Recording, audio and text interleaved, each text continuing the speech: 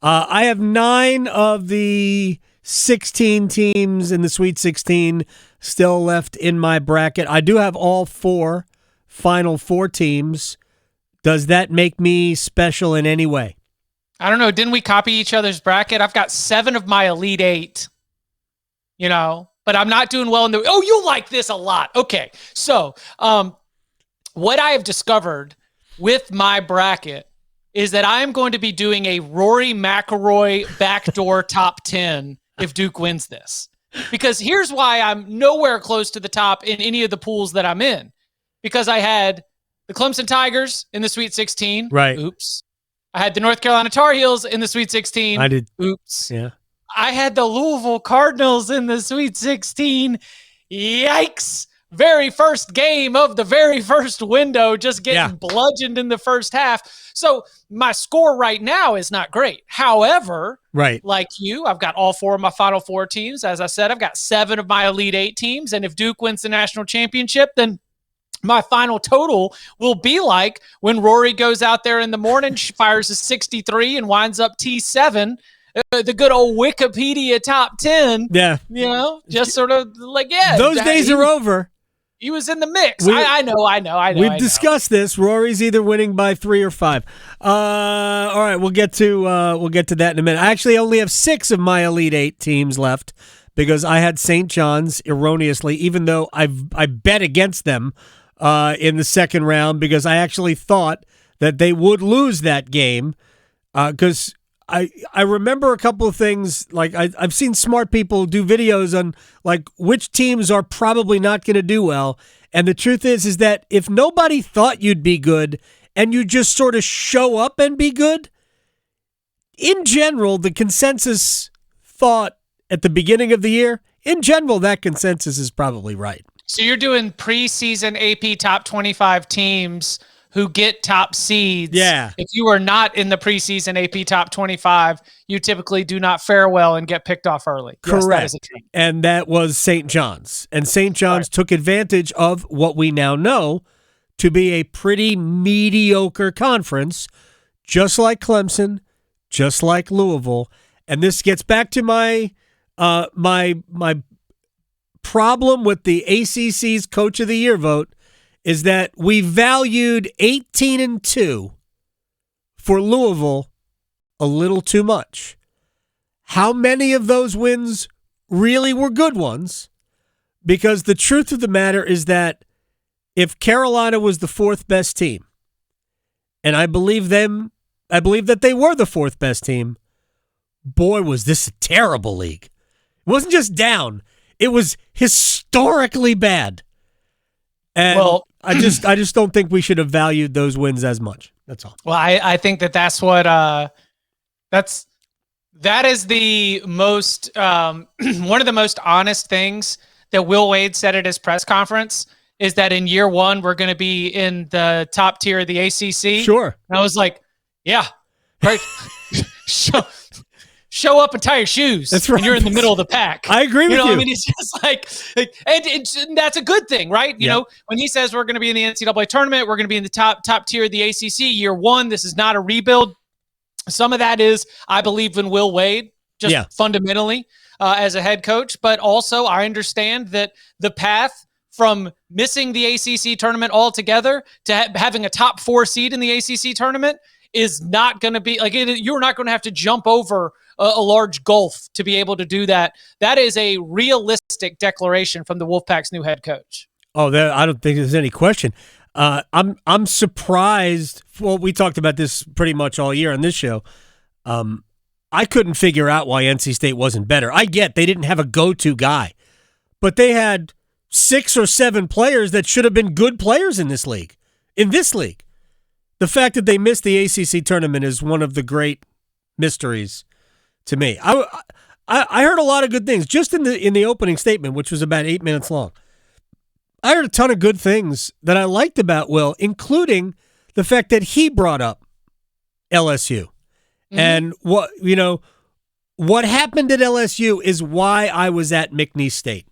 And I thought it was smart to bring that up. You didn't have to get into the details of it, but most people knew the details, enough of the details. that, he was hit with a show cause while he was at McNeese State when he got to McNeese State. He was given a 2-year show cause, which hasn't even expired yet. Right? I think it's this June. Can you get off early in a show cause? I don't know. Is there time off for good behavior, not arguing with officials, that it won't go the full 2 years? Because it was like June of 23 when he got the show cause. Do you want me to bring clarity to it? I can summarize it really quickly. I do not know the exact dates of the show cause, but it is on the university's responsibility to show cause for why you believe it's done. Basically, It's a lot of paperwork. For the NCAA. Right. Exactly. Yeah. Who likes paper? Nobody likes paperwork. But I was impressed by Will Wade. I think he's right. I think NC State will be good in year one. It might be McNeese State. We'll have to have a suburb of Raleigh called Lake Charles, and that would be fine. But it could be a lot of McNeese State flavor on the roster, but I don't care who it is. Like, just go out, go win basketball games. Well, that's what Drake did. Ben McCollum shows up with all of his Division II players, and they end up winning the conference and making it to the second round of the NCAA tournament. So, Pat Kelsey shows up with players from Charleston. Like, this is that is part of the hire, is when you think, hey, and he's got a couple of these key players to be able to make sure that the transition goes a little bit more smoothly. All right, so let me ask this question, because this has been debated ad nauseum on networks all over Bristol, Connecticut. Is Cinderella dead, Chip Patterson?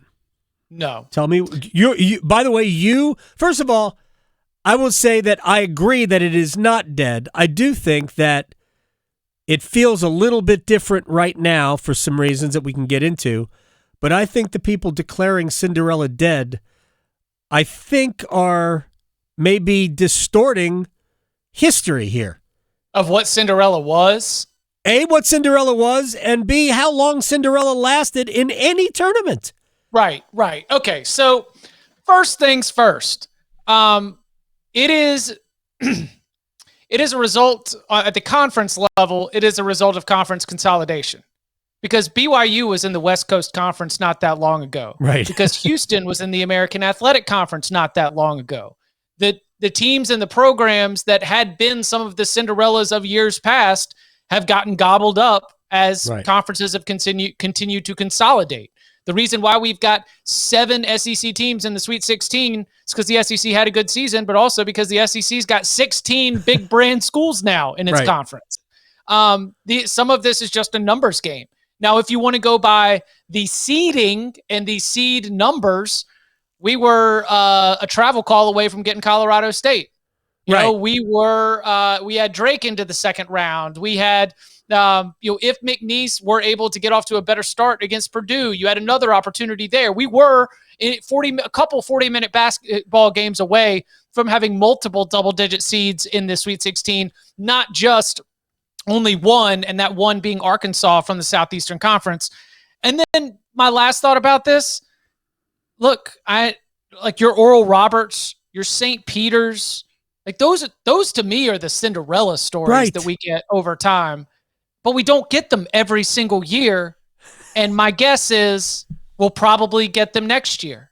It's just, you got to look at the whole set of information before you overreact and say Cinderella's dead. So here's what I did. I actually went back and looked. I went back all the way to 2015, which is like a different universe in college sports anyway. But I went back to 2015. So we've had 9 tournaments since we didn't have the 2020 event. We've had 9 tournaments, not including this one, since 2015.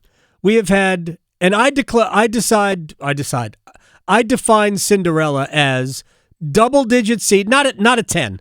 Because there's no difference. 8s, 9s, 7s, and 10s are the same. An 11 seed or higher, and you could argue that 11s and 6s are pretty similar anyway. But to me, it depends on the conference the 11 comes from. And that's it. If you're in a power league, and I will throw the Big East into the power league category, if you're in a power league, I don't care what your seed is. You're not a Cinderella.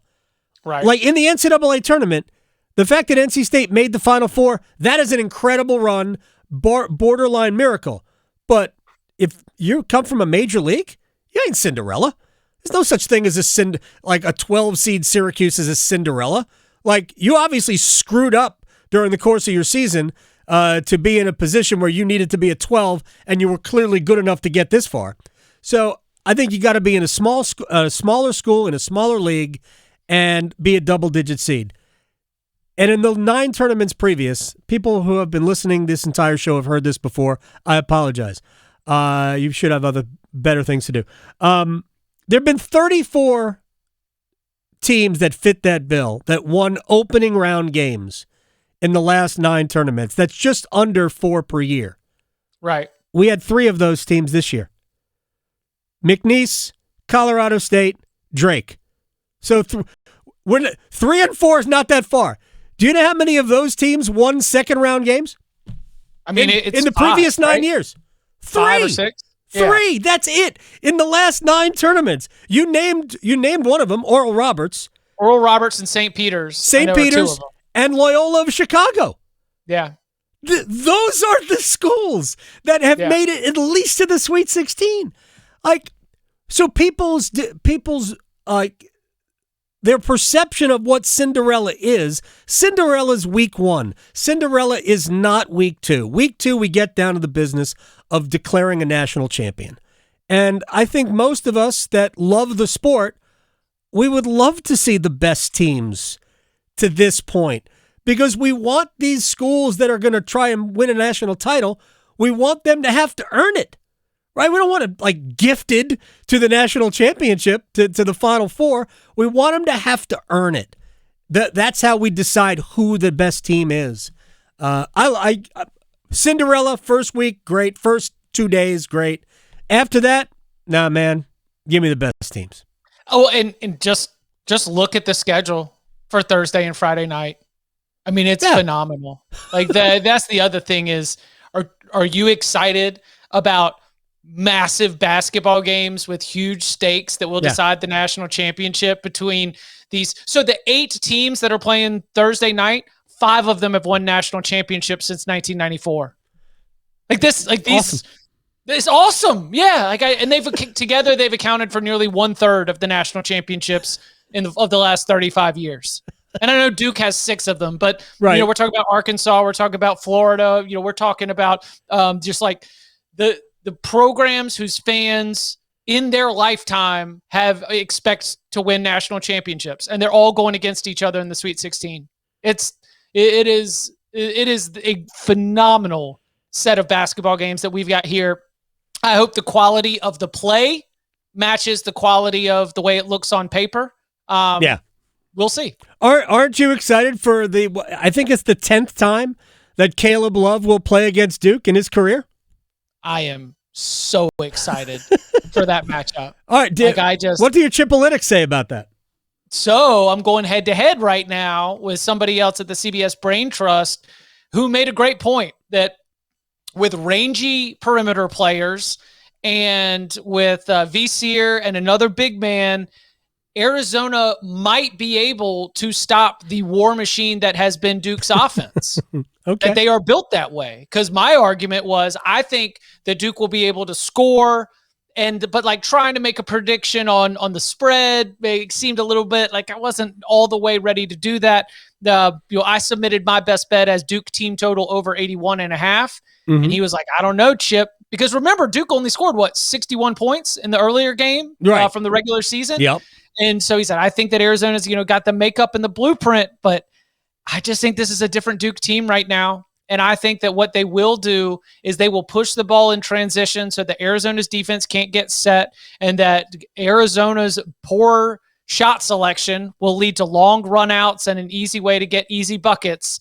And just the way that team is flying up and down the floor looks a little bit different. So I think that it will be a thrilling game. If Caleb Love gets hot, Arizona can chase Duke, but I think that Duke is without a doubt the better team, and we'll find a way to make it through to the Elite Eight. I think if Caleb Love can have a Caleb Love versus Duke game, which is 25 points. Absolutely. 7 threes, big shots. I think Arizona can keep it within 10 if he does that. Now, granted, at this point, I am saying that Duke is going to play well. And I think if Duke plays well, Arizona isn't equipped to beat them. Right. I don't care about range. I don't care about size. If Duke plays well, Arizona isn't the team that's going to knock them off. Duke there are teams that can beat Duke. Auburn can beat Duke when Duke plays well. I don't know about Alabama because Alabama doesn't defend. Florida can beat Duke. Yeah, I'm even somewhat concerned about Florida's defense. Like, this might be an unpopular opinion. As great as Walter Clayton Jr. was, holy cow, did I fall in love watching that kid play. I thought Connecticut blew the game. They had a possession up. They were either up 3. I think they were up 5. And there wasn't that much. Caravan no call? Like when he drove to the lane, thought he got fouled? No, about 3 minutes left? He drove. That was the end of them leading. It was right after. No, they were still leading after this mistake. It was a turnover, a live ball turnover. Florida threw the ball away. It was intercepted, and the guy was going in for a layup. Now, it wasn't a wide open layup. It would have been contested. Dumped it off. And he dumped it off in the corner, and they turned it over. And I'm like, That was a mistake. Take it to the basket. You're probably at the worst going to get fouled. Go to the free throw line, extend your lead. Instead, you threw it to the corner. He turned it over. Florida went down and hit a 3. So here's the way that I saw it. I saw it not as reasons to be concerned about Florida defensively, but just a reminder that he really is the best bleeping coach in America. Like that Dan Hurley put Todd Golden in a body bag. Yeah. Stuffed him in a locker. It's just... Oh, he's a great coach, Dan Hurley's nuts. Yeah, again, everyone gets distracted by the antics and everything else, but the way that he and his staff are able to not just like scout and game plan, but then teach an extremely intricate and complicated offensive sets to his team and get them to go and execute it. I mean, he's just I put him up there. Well, I put him up there with anybody that's going right now. I mean, like Rick Pitino is like he's got the body of work, and Bill Self has an impressive resume. Dan Hurley is still building it, but coaching chops. Joe Giglio used to call it, or still does call it, the death rules. Right. Like if I needed somebody to go take 5 individuals, my life is on the line. I'm picking Gary Williams as my coach to be able to go win. Like Danny Hurley might need more than just like an afternoon to get him ready, but Danny Hurley just being able to get a group together, a game plan together to cut into what was a massive size advantage for Florida, a talent advantage for Florida, a depth advantage for Florida, then to be able to hold a lead with 3 minutes left. I wrote as much for CBSSports.com from the arena afterwards. I thought that was like a championship DNA. We're not going to get punked. We're not going to go down getting blown out or losing to a lower seed. Like there's some real pride there. And so, Connecticut could have easily won that game. Connecticut could have easily won that game. But I think Florida's a team that could beat Duke. Auburn is a team that could beat Duke. I don't think Michigan State can. I'm not sure about Tennessee. I think there's only a handful of teams that can beat Duke if Duke plays well. They don't have to shoot it like Tyrese Proctor. They don't who's only shooting 64% from 3 in his last 3 games. It's just insane. They don't have to shoot it like that, but if they shoot a normal percentage for them, which is just average, like 38%, they make, 8 out of 23s basically. I don't think there's just not that many teams that can beat them. I think their defense is a constant. I think Duke got better with Cooper Flagg's injury.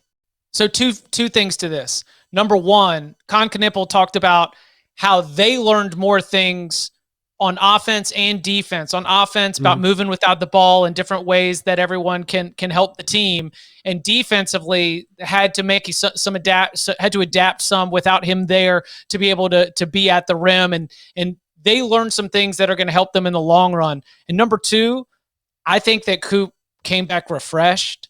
I think that just sort of getting, it's like LeBron always takes his spring break and then he comes back for the playoff push. Yep. And not that an 18-year-old needs that, but I think he came back based on everything that we saw, the ankle was 100%, but he was also just fired up and engaged and playing at a high level.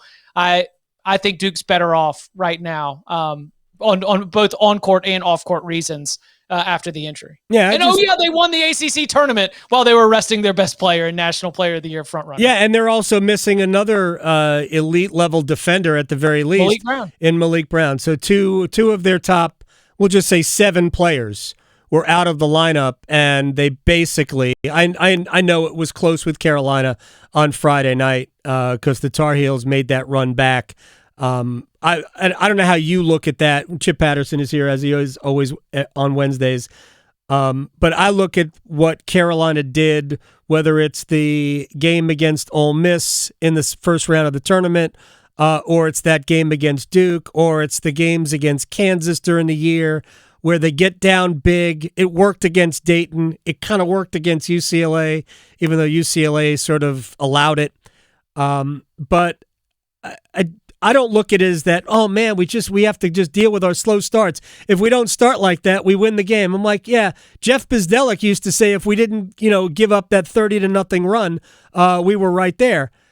I just think that they weren't good enough. And that's the way I looked at North Carolina this year, because they had plenty of opportunities to win good games. And for one reason or another, they didn't. So I just think I don't see that as a slow start problem. I see that as a team problem. Yeah, there was the ACC tournament semifinal I viewed as like in a way that was probably encouraging for people that were wondering what the DNA or fiber of this team was. I thought that was pride, Yeah. Other teams could have rolled over. Other teams would have. So then against Ole Miss, you know what Ole Miss felt like? Do you remember the Texas A&M loss in the NCAA tournament a couple years ago? Yeah. Where Texas A&M just came out and they just started do flamethrowers way above their averages, and then all of a sudden you're like, well, this game's out of hand. I mean, I think Ole Miss shot like 60% from 3 in the opening 2 rounds. I mean, that doesn't seem sustainable. I don't know. I just watched Duke do it. It's a single game elimination tournament, right? I don't have any big Carolina takes off the Ole Miss loss, but the team was flawed and finding itself deep into the season. And teams that are still flawed and finding themselves deep into the season don't typically make deep runs in the NCAA tournament. Chip Patterson is joining us here in the Adam Gold Show. Real quick, one football thing before we let you go. Bill Belichick not at Carolina's pro day. I found funny. What do you make of that, if anything, that Bill was not around during that? See, you're missing it. Headline is not about who was not at the pro day. Right. The headline is about who showed up last minute. Have you heard this? No.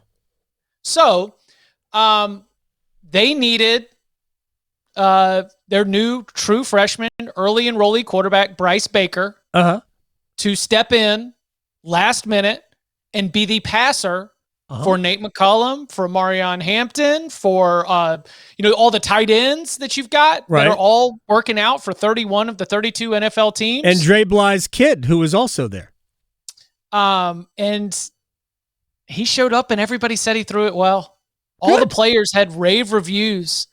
And do you know what this is? And this is why it's the headline.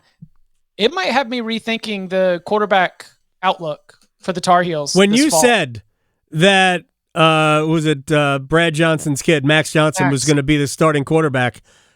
Look, I talked to Max Johnson in Charlotte last year. He's a super kid. Sharp, fun. I had a great time talking to him. I watched him play, and I'm like, no. No, they need somebody not named Max Johnson to be their quarterback. If it could be Bryce Baker, I'm here.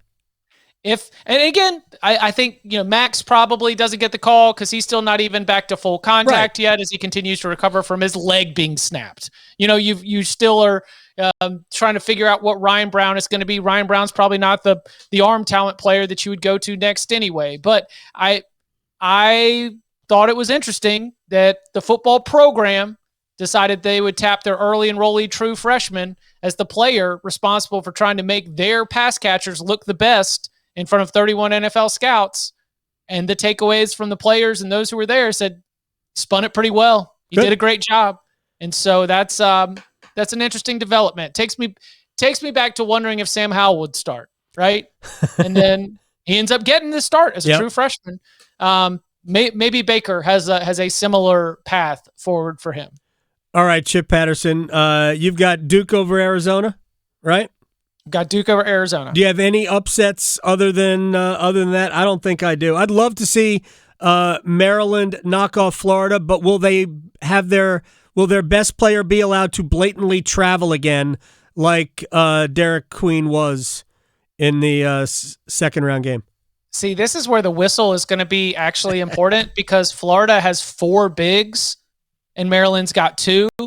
If that's a tight whistle down low, guess who can afford some cheapies? Florida. Crashing the boards. Absolutely. And guess who cannot? I mean, that's the game. I hate when I say the game is going to come down to how the officials call it, but Florida Maryland is going to come down to how the officials call it. Florida's got bodies on bodies on bodies. Yeah. If it's a tight whistle, Maryland's in a lot of trouble. I've got BYU over Alabama. Track meet in that game. Over 175.5. I don't know if you've seen Igor Demin, the 6'9" point guard from Russia. Right, I have. He played well, and he had not been playing well for a long stretch of the season. NBA draft stock kind of tanked. He played well in that opening weekend. Keep your eye on that. That's the kind of X factor that can end up being the difference in the tournament. A Duke BYU regional final. America first. Yeah, it's the perfect matchup. Exactly what you go for. Arkansas over Texas Tech. I'm sorry.